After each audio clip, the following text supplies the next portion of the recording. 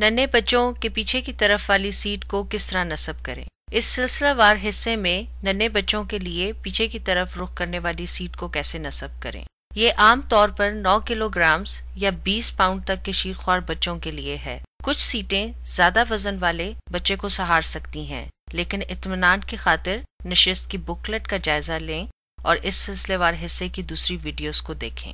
सबसे पहला कदम ये है, अपनी गाड़ी की सीट बेल्ट को चेक करें, ये देखने के लिए कि किस तरह से बंद होती है। आप सीट बेल्ट को पूरी की पूरी बाहर की तरफ खींचिए और हल्की सी चटकने वाली आवाज को सुनिए, ये देखने के लिए कि आया कि सीट पूरी तरह से बंद हो गई है।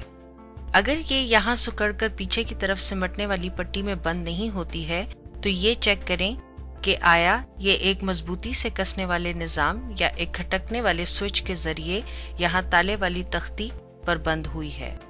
अगर ये बंद नहीं होती है तो आपको बंद करने वाले क्लिप की जरूरत होगी। इस तरह से नस्ब करें, लीश प्लेट से 1.5 इंच या 1 सेंटीमीटर, ताकि आप 2 सी की शक्लें देख सकें।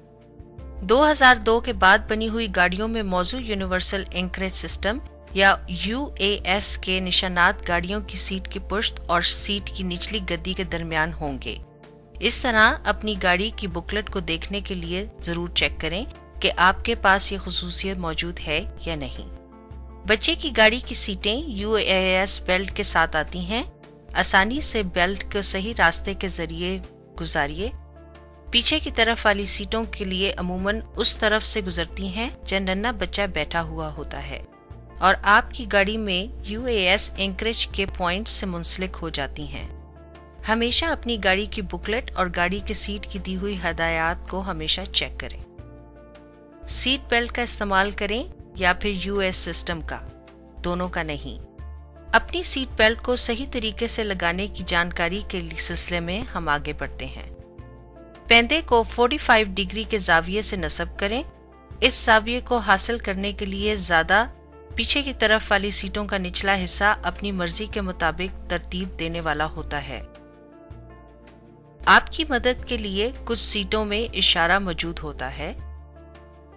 अगर जरूरी हो तो इसको 45 डिग्री बनाने के लिए एक सुलाख पर जहां फोम हो या मजबूती से लिपटे हुए एक तौलिए का इस्तेमाल करें।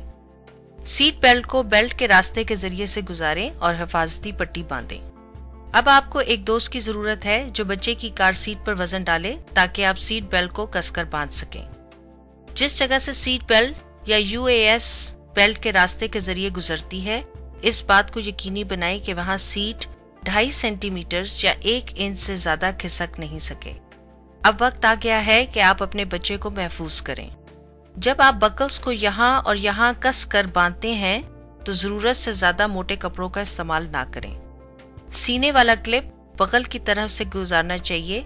आरामदेह तरीके से कसकर बांध लें ताकि पट्टी के साथ लगा हुआ कुंडा और हंसली की हड्डी जो कॉलर बोन के बीच में आप सिर्फ एक उंगली ला सकें। साथ ही सीट के जरिए से आने वाले कुंडे के साथ लगी हुई पट्टियों को कंधों पर या नीचे होना चाहिए। अब आप अपने बच्चे को गाड़ी में एक मुकर्रर करदा जगह पर बिठाने के लिए तैयार हैं। सिर्फ एक नन्हे बच्चे वाली कार सीट के लिए इस बात को यकीनी बनाइए कि गाड़ी के लैचेस इसके नीचे हिस्से के अंदर हों हर वक्त।